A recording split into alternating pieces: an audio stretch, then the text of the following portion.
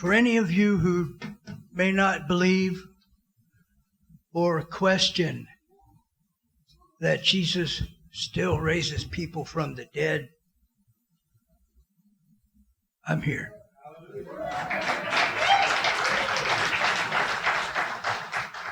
Sometime in January, I took a really bad fall. Smashed the back of my head. Then as I was getting up, turning over, felt like somebody grabbed what's left of my hair and slammed the front of my head on my kitchen floor. And I laid there for I don't know how many days. And had a brain bleed that was going crazy.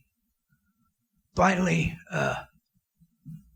Mike Fuller said, I haven't seen him in a while, so he called the cops and had a welfare check done. And they found me laying passed out on my kitchen floor. Took me to the hospital here. They said, we can't help you. So they took me to Wesley, where they did a test. They said, yeah, you have a brain bleed, a really bad brain bleed. So they brought me up here. I only remember bits and pieces of this. But they brought me up here and said, we're looking for a bed in a rehab center so you can go there. And they found one at Kenwood View, and great people there. I don't care what you've heard. They are phenomenal. And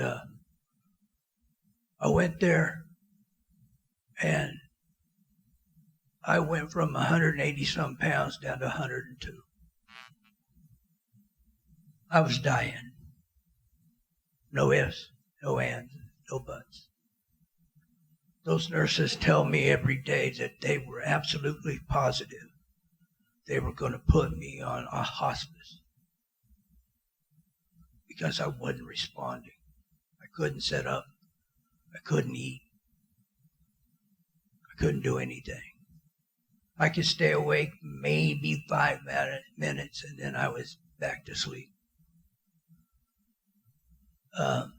They took me back to Wichita, had another test run, and the brain bleed had not stopped.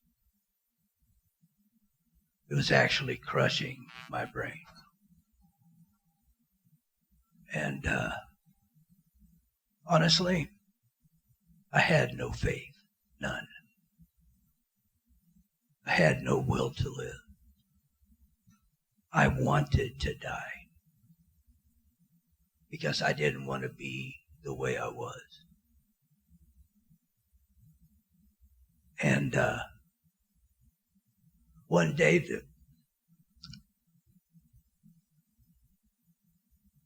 this particular nurse came into my room. She was rubbing my arm, and she said, Raymond, what can I do for you? And I said, you know what? I'd really like to go outside.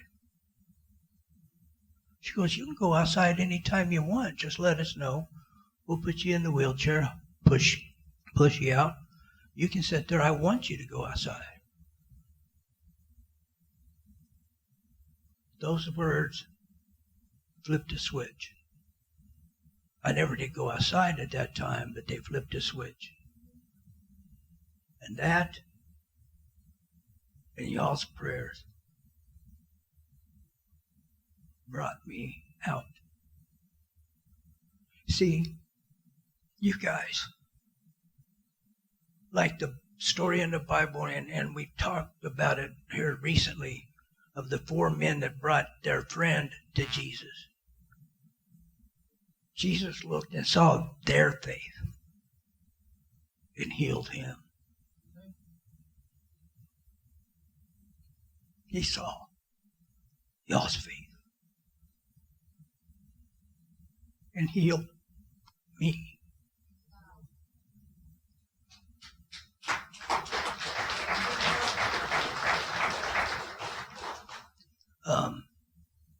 I started working with PT. I couldn't set up. My setup was like this. And when I stood up, it was at almost 35-degree angle. When the guy who was working me out would stand me up straight, I felt like I was falling over backwards. That's how bad it had gotten. I couldn't walk, and it took some time. But within just a few weeks, I was walking around the facility by myself. And the nurses all asked, how did this happen? And I said, there are two reasons, only two.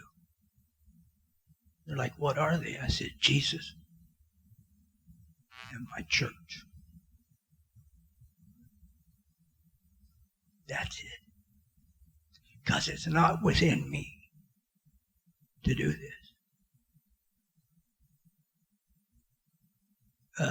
The PT team, when they discharged me, they're like, we don't have any more exercises for you to do. We weren't expecting you to recover this quickly. Nobody's recovered this fast. And I smiled and I said, yeah, but you don't know my daddy. So,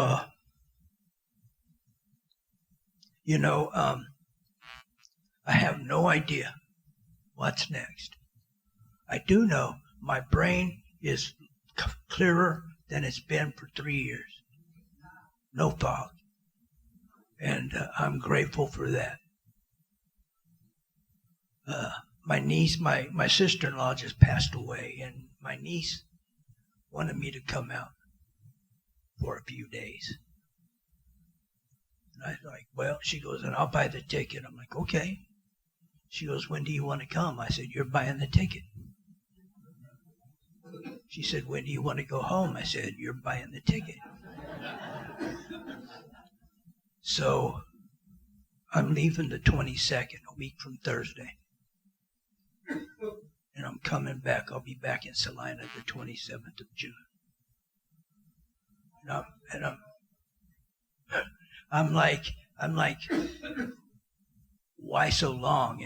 And one of her friends that's helping her out in the house heard that, and he hollered back, because you're great emotional support. I had no idea. I'm just me. I listen. I talk when I think it's needed. I crack a joke, which, of course, I have a hard time doing. And that made me feel really great. And I'm like, well, if that's the only reason God kept me alive, so be it. My sister-in-law died without Jesus. But I can shine a little light on my niece. And I've only, this time I go up there, it'll be only 5 times that I've seen her in her whole life, and she's 45.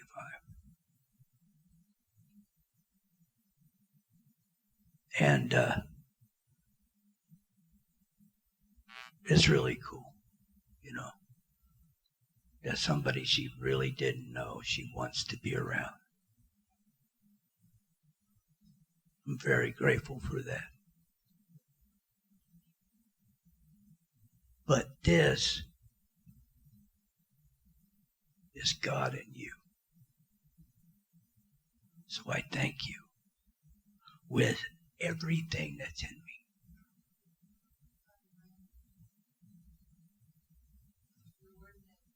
Thank you for giving a darn about a guy who didn't think he was worth it.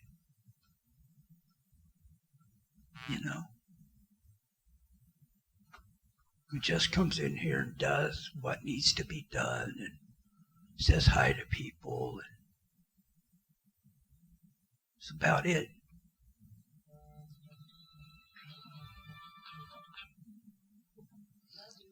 But you showed me something.